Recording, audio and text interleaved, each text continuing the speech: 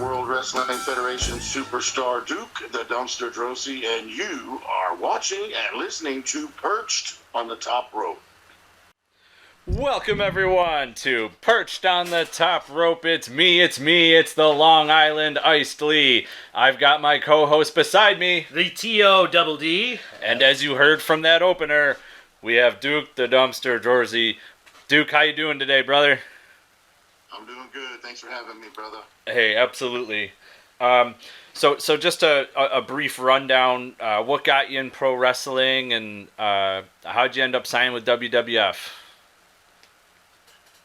I was a fan. I grew up down in Florida. I grew up in Miami, Florida, and I was a fan of professional wrestling growing up. I watched championship wrestling from Florida with Gordon Soley.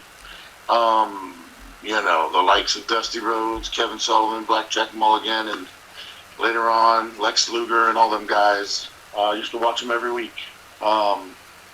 Didn't really have access early on to the WWF stuff, the World Wrestling Federation stuff, but then something happened and WrestleMania 1 came along when I was in high school. And me and my dad went and watched it on a closed circuit television at a arena in Miami at the Miami Beach Convention Center. And we watched WrestleMania 1, and that was the moment I knew I wanted to get into wrestling and be a professional wrestler. So I started out of high school. Started training when I was still in high school, and worked with a guy named Bobby Wales that trained me, and was going to college at the University of Miami and doing independent shows in Florida on the side and kind of working my way through that. When I graduated college, I was going to kind of travel the country and try to find a job in one of the territories that was still in existence, because there wasn't many. And then I heard that Vince McMahon was at a local TV executive convention at the Miami Beach Convention Center. And so instead of driving all over the country, I just kind of crashed that convention, and I walked in. I got some credentials from somebody that was a friend of mine that was a TV executive, and I wore a suit, and I walked in and walked right up to Vince McMahon, shook his hand, and told him I wanted to work for him. And I had one of my promo packages with a tape and a resume and pictures, and he asked me a few questions, and then I was out of there. And he had J.J. Dillon call me probably about a week later. Oh, awesome. That's actually, it's insane, because, you hear from a lot of the guys in the business now that there's so much more that goes into, the process to joining WWE nowadays. The guys got to go through 10, 12 different people, but, you were lucky enough to actually just walk up to him, shake his hand, and, you got a call the next week. It's pretty cool. As far as I know, I'm probably one of only two people that walked up to Vince McMahon to get a job. It was me, and the other one was Oscar, the rapper from Men on a Mission. He rapped to Vince in an elevator. But I think after that, they started having more people around Vince and protecting him from anybody walking up to him and just asking for a job. So probably a smart idea. This is a question I like to ask anyone who worked around this time period in WWF. Any Owen Hart rib stories? There were so many Owen Hart ribs. I've often told the story about when I first got there. I remember I was rooming by myself, and it was the middle of the night. It was probably like 2 a.m, and we had to be on a plane early for the next loop. We had to fly out, and I got a phone call in my hotel room in the middle of the night, and it was this voice that was telling me that they were from Domino's Pizza, and they wanted to share with me all these wonderful specials they had just for that particular hotel. And I'm thinking, this is ridiculous. I'm like, why are you bothering me in the middle of the night? And I hung up. And then they called back, and they said, I'm just trying to make a living and feed my kids. And I would like for you to listen to these pizza specials. And I sat here arguing with this person about a pizza. Anyway, so the next day, apparently it was Owen Hart, and he brought one of the old school type telephone voicemail machines with a little cassette, and he hooked it up to his hotel room phone and recorded the whole thing and played it for the boys in the locker room. And this whole conversation of me and him arguing over a pizza, that's when I realized he was the prankster of the bunch. And I, through the years, I saw and heard so many ribs, but he was always harmless ribs with Owen. He was just such a funny guy. One of the biggest things Owen always did, always, if you ever had a match with him in any capacity, whether it was a one-on-one, a tag match, or in a Rumble type battle royal, he was always going to do something to try and make you and the referee and everybody else laugh. Always. You know you had to look out for it. So it was always fun to work with Owen. And I always say this too, he was a quality individual, one of very few in that business. One of very few that I could probably count on one hand that was loyal to his wife and kids and didn't do drugs, and he was just a good person. And he tried to help other people. So Owen was a great guy and a great river. A couple things that I wanted to ask you personally, because I've seen from reading and researching on your career, there's a lot of really cool points I've noticed. I don't know how open you are to talking about it, but the Jerry Lawler rivalry. Yeah, it was right at the gate. The first thing I did when I got there, they opened up with that. It was my very first TV match was on Superstars versus a guy named Mike Bell. Mm-hmm. And as I went to the ring, they had the idea they wanted me to push like a little dumpster to the ring. Mm-hmm. And I went wheeling this thing out. And standing on the side there when I came out the curtain was Jerry Lawler, like with a microphone, like he was going to interview me. And I walked up to be interviewed and tried to be respectful, and he made a joke out of it and put a clothespin on his nose and started laughing at me like I stunk. So I had a garbage can inside the little dumpster. I pulled it out, and it had garbage in it, and I just dumped it over his head. That was the beginning of the angle. Right. Anyway, fast forward to the next Monday Night Raw, live Monday Night Raw, and they had me on King's Court. He was going to interview me and talk to me about that, how I dumped garbage on him. He wouldn't let me in the ring because I stunk too much. He wouldn't let me talk hardly. And so I finally said, that's it, I'm leaving. And he was supposed to run up behind me and attack me, and that was going to build up the heat for the angle. Well, before we went out, Jerry asked me if he could hit me in the head with my own garbage can. Right. And I said, yeah, I was all for it because I knew, I came from Florida. That's great heat. Oh, yeah. So we went and asked Jack Lanza, who was the agent for that match or for that segment. And he just said, it's live TV, man. Go ahead and do it. So I was like, okay, because I didn't know any better. Right. So we went out there and did it. He hit me with the can, and the crowd was just like, ooh. And immediately the camera angle shoots back to a camera way across the arena. You can't see it anymore. It shows one hit, and then it cuts away. And, all you can see is the can going up and down. Anyway, they freaked out. It was too violent for them because it was still considered family entertainment. That was like the original PG era. Right. Coming off the tails of Hulk Hogan and all those people. It was still for kids.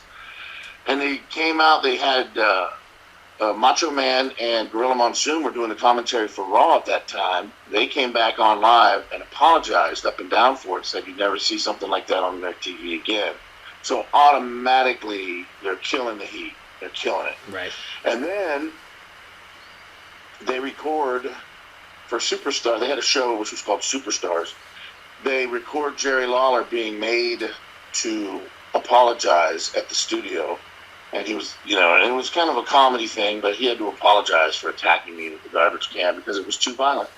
And that was just basically killing any heat that we had.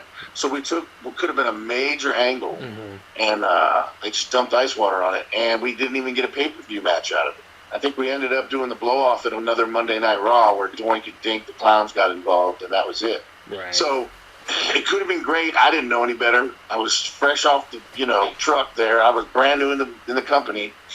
And my very first angle, I got heat because I went out there and did something that was considered too violent for their television. Right, and that is unfortunate. But at the same time, I think that is when a lot of people think about you. That's one of the first big things they think about too. In that angle specifically, I feel like had it not been for an angle like that, you may have never seen like the hardcore title come to, you know, prominence, or WWE's version of the 24/7 title now. So I personally think you had a lot of influence on the generations to come because of that moment. Well, I appreciate you saying that. I know a lot of people say that was probably one of the first instances of actual kind of a hardcore situation taking place on TV. And yeah, after that, you know, slowly but surely you start seeing like the ECWs pop up and people with pans and garbage cans and everything else hitting each other. So, yeah, I think maybe it was. I think another one you look back on, if you think of it that way, was the coconut with oh yeah, Rowdy Piper and Snuka. Yeah, that, and I was like, that was shocking. You know what I mean? Yeah. So yeah. But yeah, afterwards then they started having dumpster matches and stuff after I was gone. But yeah, so it was interesting. You know, and speaking of Lawler, Bastion Booger was on the announce team. It didn't last long, and you kind of had like a tryout. And I listened to the interview with Hannibal TV where you talked about it, and even posted about it on Facebook. You go to the tryout, and you were doing what you thought you were supposed to be doing, which is color commentary, commenting on the matches and stuff. And then Vince kind of said, "Hey, you're doing my part." What was said after? Was anything said to you after the tryout? No, I just kept. What had happened was they didn't really tell me anything. They just said, "We need you to come here," and they told me I was going to be trying out for some kind of an interview spot. I think that's the way they put it. Anyway, I got there and I didn't know, and I get there and I find out it's for Raw, and I'm going to be doing it with Vince. And actually, what they wanted me to do is they wanted me to do color, and I didn't know the difference between color and straight.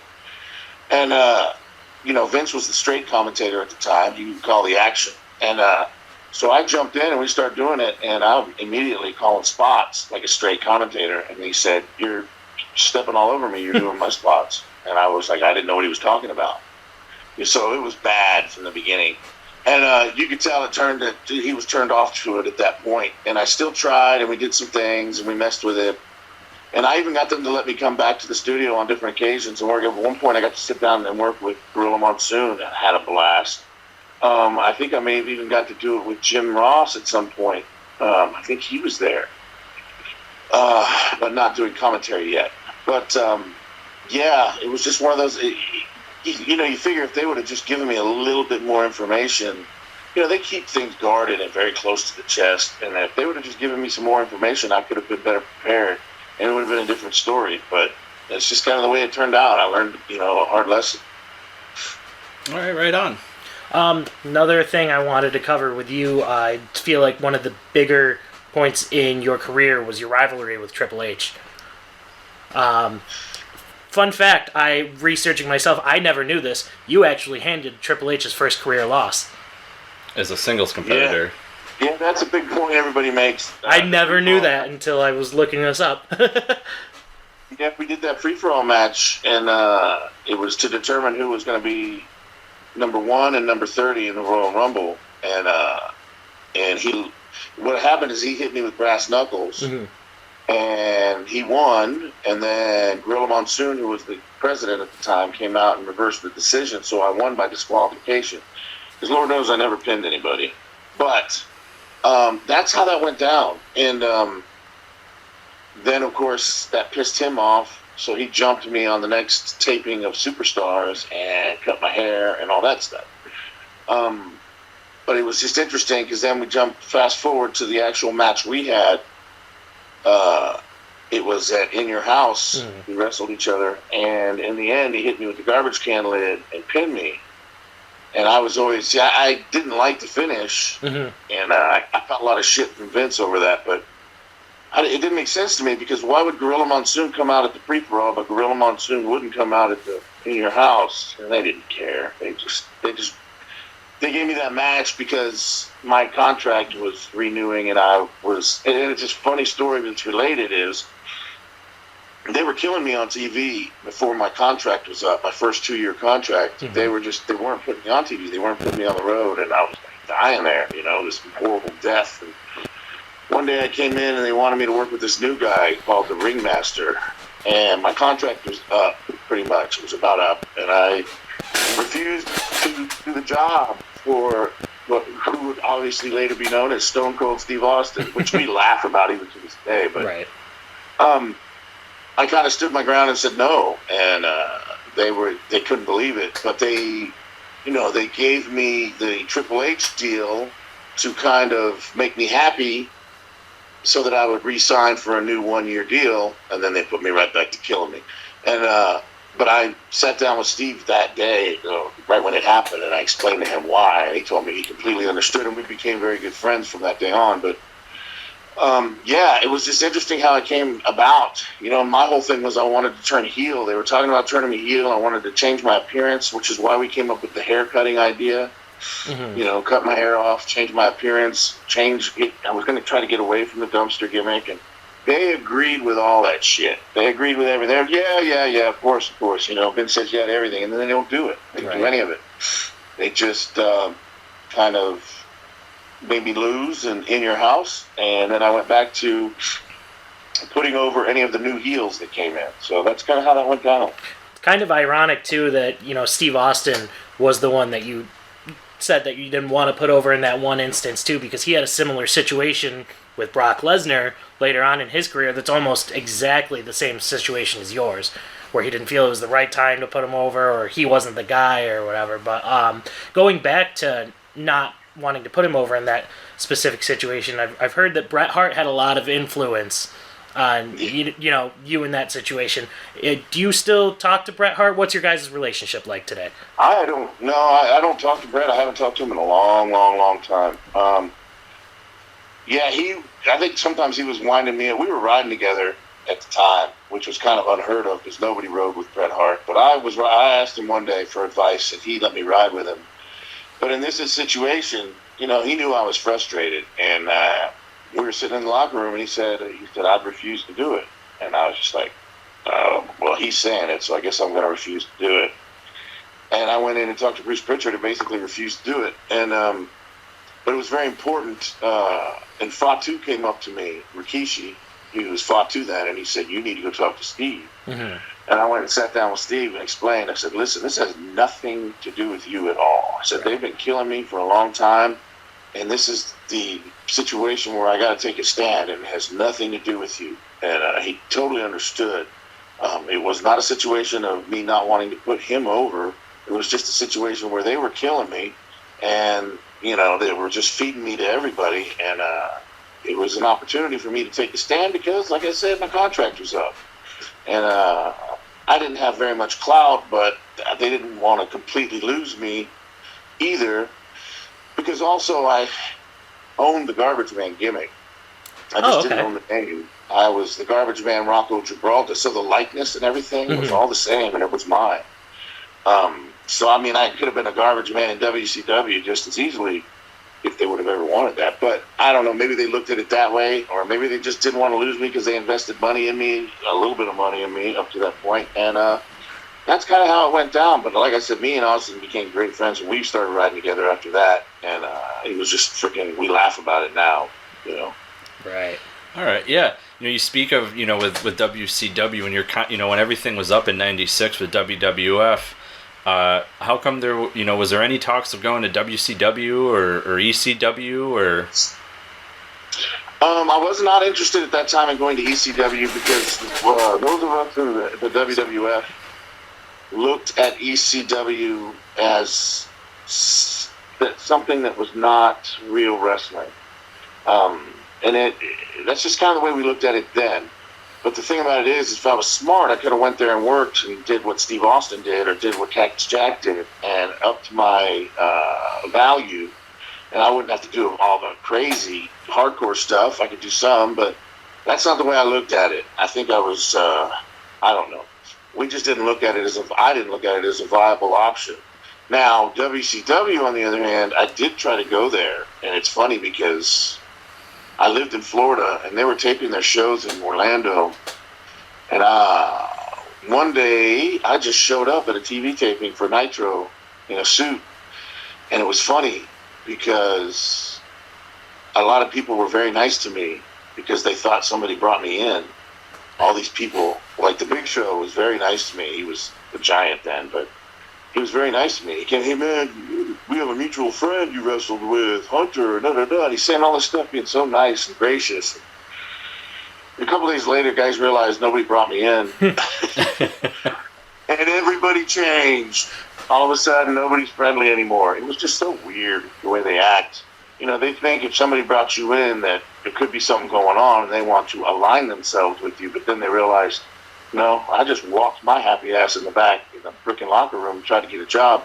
And basically, I talked to J.J. Dillon, and they eventually brought me in and gave me a dark match tryout, which it didn't go all that well. I mean, it was okay, but I wrestled a guy that was pretty stiff and didn't move well, and it kind of threw me off, and I just wasn't in a good place anyway, and it just didn't work out. And I don't think Bischoff was interested in Duke the Dumpster, so that's kind of how it worked out. But I did try for WCW. Right. It's funny that you talk about, you know, the atmosphere backstage and how those guys were, you know, a little different to you afterwards. Speaking of backstage atmosphere, I know you had your issues with the Clique when you were in the WWF.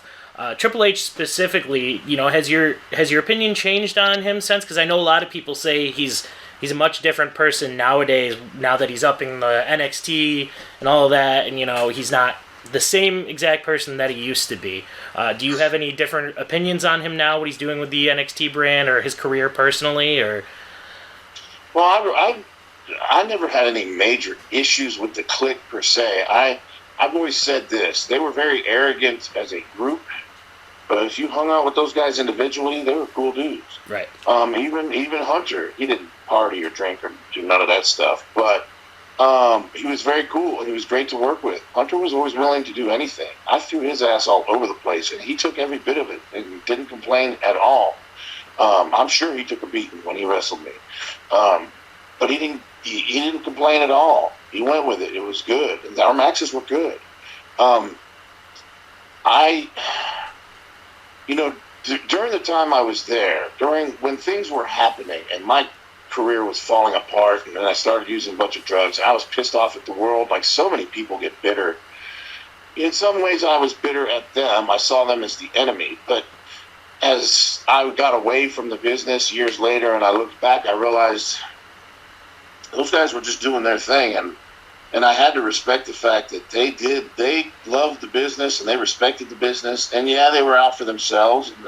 But you know, anybody in this business is. And if you want to get yourself over, there is ways to do it. You can up your stock. I always say that. You know, I mean, The Rock, look at him, man. When he was Rocky Maivia, he was dying a slow death. Mm-hmm. And all of a sudden, things changed. He just changed, and he started doing things differently. And he started writing things down and really studying the business. And that's what those guys in the Clique did, man. Right. They studied the business. They talked about wrestling all the time. And I have to respect that. If anybody was going to rise to the heights, Triple H was the guy. Like I said, he didn't party or do anything crazy. Vince knew he could trust that guy. He wasn't going to freak out and go off and get high or do anything stupid like so many other wrestlers did. He knew he could trust him, and that's probably why that went down. And of course, him and Stephanie getting married and all that stuff. But right. But I mean, I think he's doing great things. From what I can see, I don't watch a lot of wrestling, but from what I hear and what I see, NXT is probably doing. It's looked at more favorably by fans than the actual WWE content is. So, you know, Triple H is doing good things.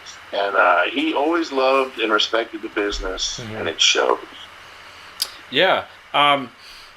I found this part interesting because you were done with WWF in 96, but you had two dark matches in 1998. How were you brought back, and what happened? Because it was just the two matches on WWF Shotgun. Yeah, it was around the same time as I had to try out for WCW. I was calling WWF, talking to Bruce Pritchard, and they had agreed to bring me back in and let me have a tryout. I had to try out again. So I had a tryout match, one with Paul Diamond, and two against Pier, the Quebecer. now PCO, who is a friend of mine also, and a great guy to work with. But it was just interesting. A lot of weird things happened during that time. I asked 2 people for advice. See, I had both those tryouts pretty close, the WWF and the WCW. And Bret Hart told me to do both. He was in WCW at that point. He said, do both. That's good business. And then Austin said, you better pick one because these are vindictive people. You better choose the one you want to go to and just do that one. Well, I took the wrong advice. I took Bret's. So I did both. And I think I pissed both of them off, and neither of them brought me back in. So, that was just kind of how that worked out. And yeah, that was it. I think after that, I kind of just spun out of control, and I was doing drugs and all this stupid shit anyway. So I just kind of fell off the edge of the earth for a while. Right. Speaking of Pier, because, I didn't know that one of your dark matches was actually against him. Him being one of your close friends, how do you feel about the complete resurgence in career for PCO leading up to that Ring of Honor World title win? Well, if anybody deserves it, it's him. He's always been one of the hardest workers on the roster. We used to tear the house down, and we were freaking first or second match, and it pissed everybody else off because we'd go out there and do everything. And they didn't like it, but it was tough shit because we were going to do it. Because Pier wanted to do it, and I wanted to do it. So that's kind of how it worked. He still does crazy shit. He's 50-something years old. He deserves it because he got screwed over in this business a lot back in the day. Right. So he deserves it. He's always worked hard. He's always worked to improve himself. So I think he really deserves it, and I'm really happy for him. As are we. It's crazy watching some of the matches he's had in Ring of Honor. He's doing some more insane stunts than some of the young boys are doing. Yeah, he gotta be careful, man. Yeah. We don't come back as quick as we used to when we're old like this. Right. You 2018, you yourself kind of had this resurgence. I had watched you all over Facebook, telling stories on your personal Facebook page and everything, and 2019, at first you there was no talk of coming back to the ring or anything like that. And in 2019, you actually came back and wrestled in Shikara. What was that experience like for you to, be back in a ring? And it was fun. I had to be very careful though because a little further back in 2013, I actually went through a situation with my foot, and I had to have my foot amputated.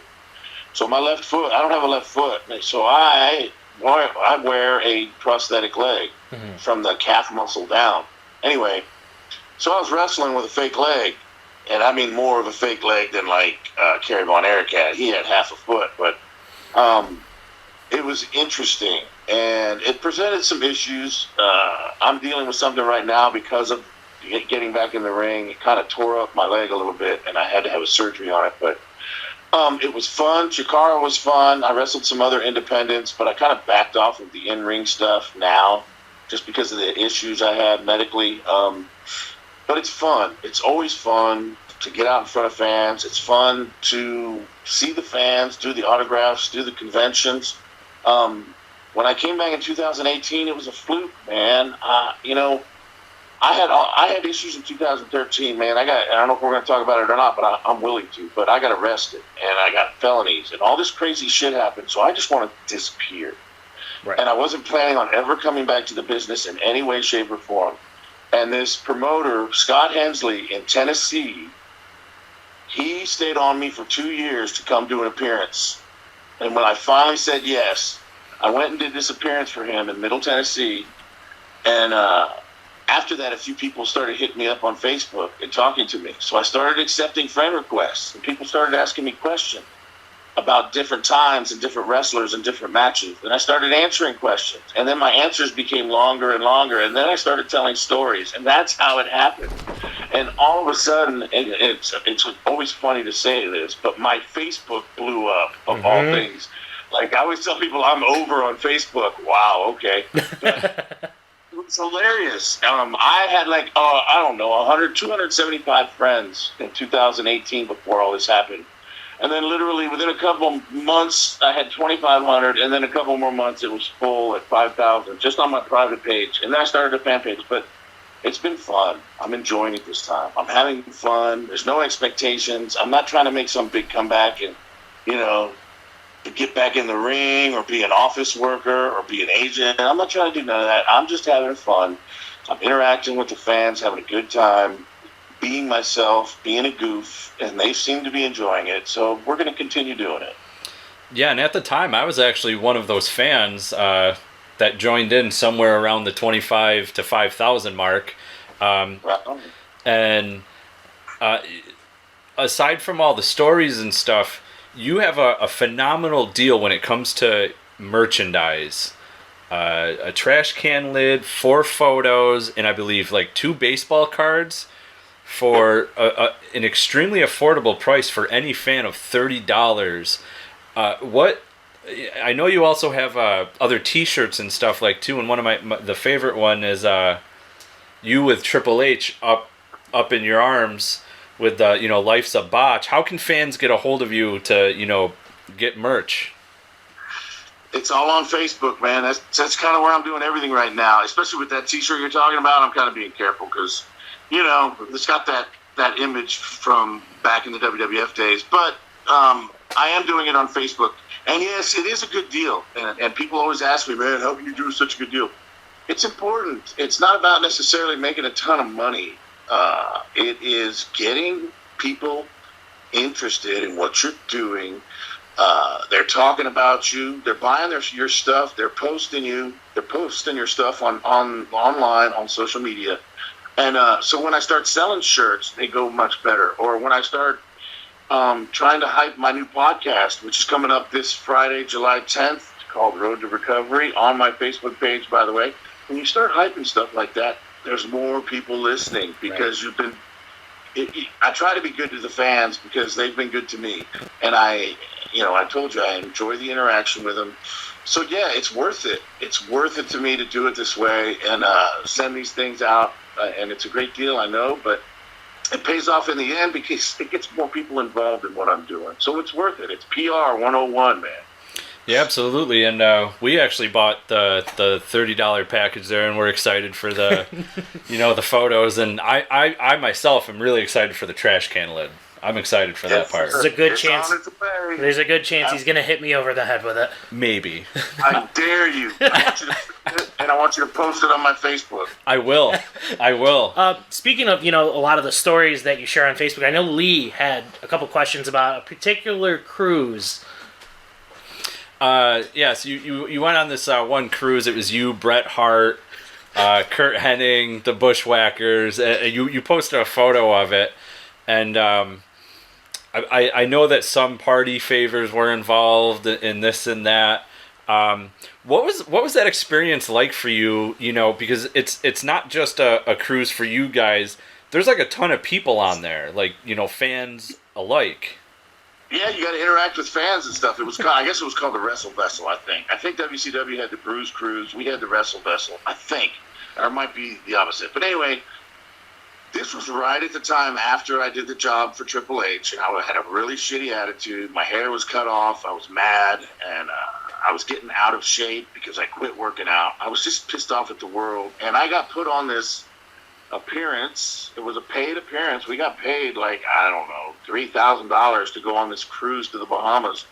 And I just remember I didn't care. I wasn't worried about any drug tests. I didn't give a shit. I was like, go ahead and drug test me and fire me for all I give a shit. And of course, Brett and Perfect, they didn't care. And right when we got on the boat, we all went to somebody's room and started smoking weed. And I'm going to tell you what, man, I guess I had not, I was in the WWF. I'd been drug tested so long, I hadn't been smoking weed in years. Oh, no. I was stoned as hell. And what happened is then these alarms start going off in the boat. I'm like, what the hell's going on? And it turns out they were having this drill where everybody had to put life jackets on and go out on the damn deck, and they had to count everybody. I said, I'm not leaving this fucking room. You're crazy. And we didn't want to leave the room, and then finally people kept coming and coming, the family members, and they got us to get out of there. So we went up, and we go walking out on the deck, and the sun is just beaming down. I'm sweating bullets, and as we walk out, and I turn around to go, man, this is bullshit. As I turn around, Perfect and Bret Hart disappeared.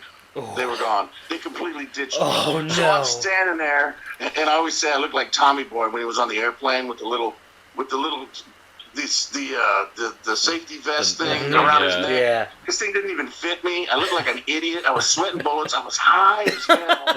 And all these fans are going, "Hey, Duke, we're big fans." I'm going, "Oh, shit. Please get away from me. I was losing it." But I was trying to be nice, and I had to stand there and just deal with it. And finally, they cut us loose, and I was drenched from head to toe in sweat. And I went back to the bar and found those two just sitting there drinking like pina coladas or some bullshit, laughing their asses off. And I said, "You sons of bitches." But yeah, that was an interesting cruise, man. Yeah, the Wrestle Vessel. Like I said, I didn't give a shit, so I was willing to do whatever. So we definitely had party favors. Right. And I know you talk a lot about your drug use and stuff, and I've read a lot about it, and especially like with WrestleMania 17 with the gimmick battle royal. You talked that you primarily stayed away from a lot of people. And stuff like that, but you did bring up that Mean Gene and Bobby the Brain Heenan were really, really nice to you. Can you just talk a little bit about the interaction with those two, especially now that they're not here anymore? They were two of my favorites. Yeah, they were really nice. We rode on the bus. There was like this shuttle that took us over to the building from the hotel, and I just happened to be on the shuttle with them. And we rode over, and they couldn't have been nicer and more gracious to me, somebody they probably didn't even know. I mean, they acted like they knew me. They called me Duke and all this stuff. And I was like totally marking out because, when I was coming up through the ranks, and even when I was younger, those were the guys, man. I was watching them on TV when I was a fan, and they were so nice to me, man. And I felt so out of place with all the shit that I was going through. I was having difficulty with drugs and all this stuff to the point, like you said, where I was trying to avoid people, and they made me kind of feel so welcome, and they made me feel part of, and in that situation. And I've always appreciated that. And I got to tell Mean Gene that a couple of times because we did conventions together before he passed away.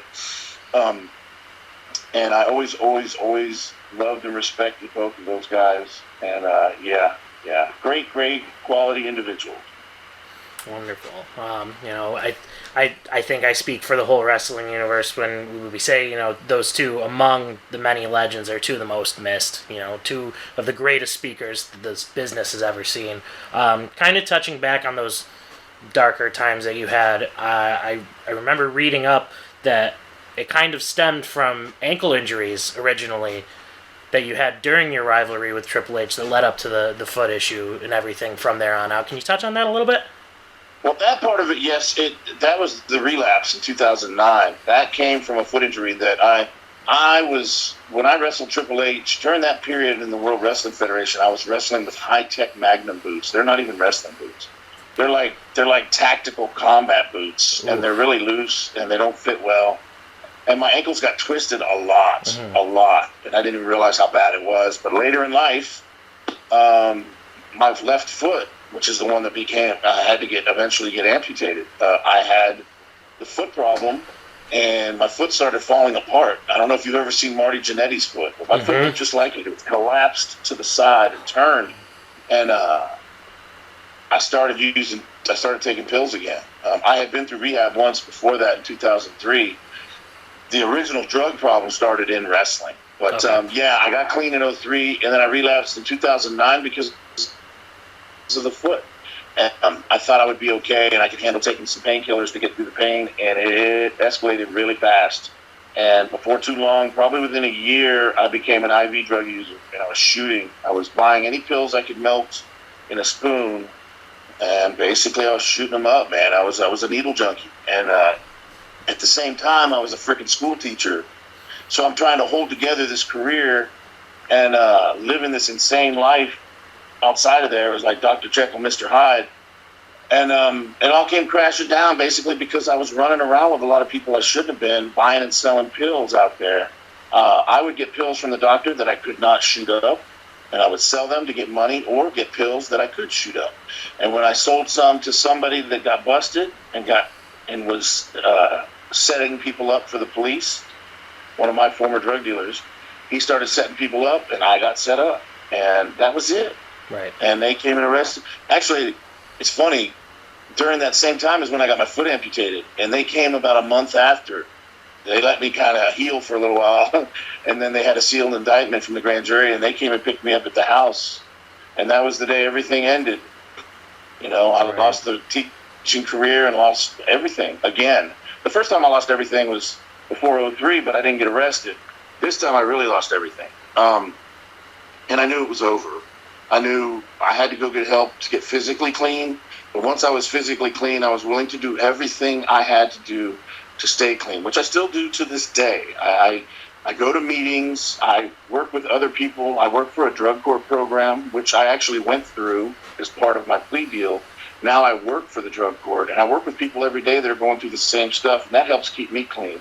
But like I said, I'm willing to do whatever it takes now, and that's kind of how that all came about, man. It was just crazy, man. It was a crazy time in my life, and it was pain that got me. I always tell people, addiction is waiting for a weakness to take over again and make you relapse. And I thought I was strong after 2003. I was like, no way, I'm not going to fall back in it.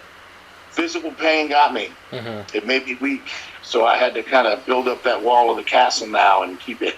I got to keep in mind, I go through a lot of pain now every day, but I can't take painkillers for it. Right. I can't do anything like that. No drugs, no alcohol, no nothing. I can't do it. I've learned that lesson. Right. I've actually been through a similar situation. My father himself had some somewhat issues like that. And he, about a year and a half ago, had to have surgery to have some bone chips removed out of his foot. They tried offering painkillers, and he said, "I'm not taking a single thing." He goes, "I'd rather deal with the pain than go back to that." But it's such an inspiration to see how you're doing now and that you're reaching out to help people, because we've seen too many guys from specifically your generation and the ones right below that have unfortunately caved to that. Do you have anything that you could say to any of the boys now that are in the business if they are going through a similar situation like that? Well, if it's on the front end, don't take drugs. Don't get wrapped up in that shit. Don't become dependent on drugs.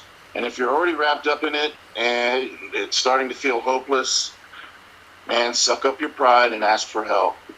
Sometimes it's very difficult to do. To really get help and to really change, we have to surrender to the fact that we have no control over this shit.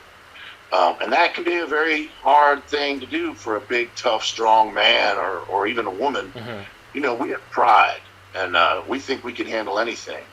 Well, for some of us, we cannot handle addiction on our own. And if it feels like it's getting out of control and you feel hopeless, you need to ask for help. Because once you ask for help and you start getting help, this enormous weight is lifted off your shoulders.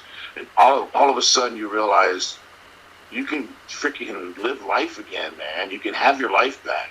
But you gotta ask for help. That is my biggest piece of advice. All right. Duke, how long have you been sober now? Well, it is going on 7 years. It will be this coming October the 2nd will be 7 years clean, man. That's amazing. Straight up. Congratulations on that. Moving away from all of that and really inspirational stuff with all of it. I want to just ask this one last question when it comes to wrestling. Is there any reason why there's never been a Duke action figure through WWE, whether it was the Hasbro line, the classics, or like now the new line is the Elite figures? Well, I can speak for back in the day when I was there really wasn't action figures. I think I just missed a lot of things, and that was one of the things I missed. When I was there was only a few top guys that had any merchandise, and it was basically like little teddy bears and T-shirts in the WWF magazine. That was it. There really wasn't a lot. They had some merchandise, but most of us didn't have merchandise. And there really wasn't even video games yet. That was a new thing just starting. Video games just coming over the horizon. Action figures maybe they had some back in the Hogan days, but they squashed a lot of that stuff because they didn't have the money to invest in it. There was just no money in that company for a while. So that's why it didn't happen then. That's why there was never any Duke the Dumpster figures made back then. And now I just haven't had any relationship with the company in such a long time. I mean, I don't have heat with them per se. I mean, I don't know if Bruce Pritchard hates me or not. He made an interesting comment about me on his podcast the other day, which I thought was kind of a slight or an underhanded, backhanded compliment. He said that I was too nice for the wrestling business and I had no business being in the wrestling business. And he didn't say it like in a vindictive way, but it was just interesting. But I don't know. I don't think I got heat with anybody. I mean, I've told a lot of stories about some people who are currently there and some people who aren't there, but I haven't lied about anything. I haven't totally thrown people under the bus. I mean, I throw myself under the bus a lot more than anybody else because I'm the one that looked like an idiot so much of the time. But I don't care because it's funny. And I can laugh at myself now. And it's entertaining to the fans. So I share this stuff. But I don't have a relationship with the WWE really that much right now. But they're starting to put me back like on WWE.com stuff, I think. And that's always a good sign. So you never know. Maybe they'll come out with an old classic freaking elite figure of Duke the Dumpster. There's a lot of people making their own, the fans that make the customs and stuff, which I always enjoy. But man, I'd love to have a real deal, authentic action figure, man. That would be so cool. So who knows? We'll see. Hopefully, maybe we'll touch base with the company one day, and maybe they'll give me an action figure.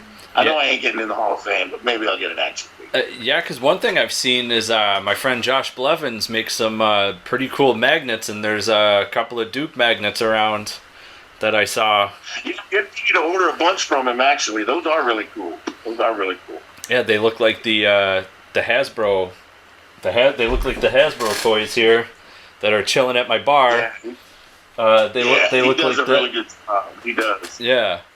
Now speaking of them bringing you up a little bit on the website, outside of this whole situation we're all going through right now in the world, if they got back to regular shows, you see every now and then they bring back people from all sorts of generations. Would you ever be open to any sort of appearance on WWE television?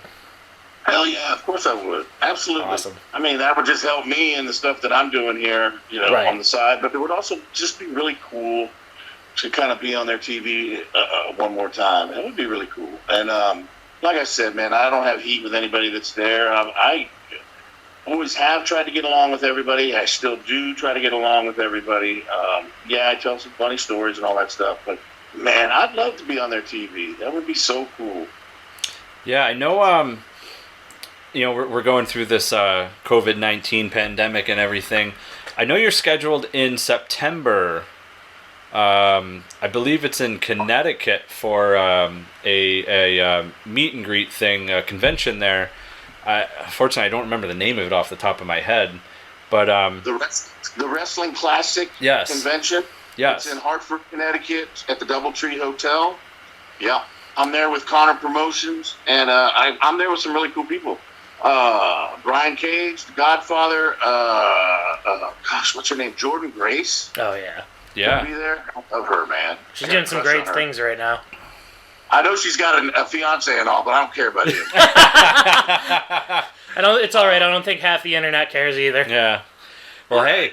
But yeah, I've heard a lot of cool people, and Matt Connor from Connor Promotions. I've done a lot of things with him, so it's going to be a really cool convention. And yeah, it'll be September the 19th, and then September the 20th with the same people. We will be at the Foxwood Resort over there somewhere.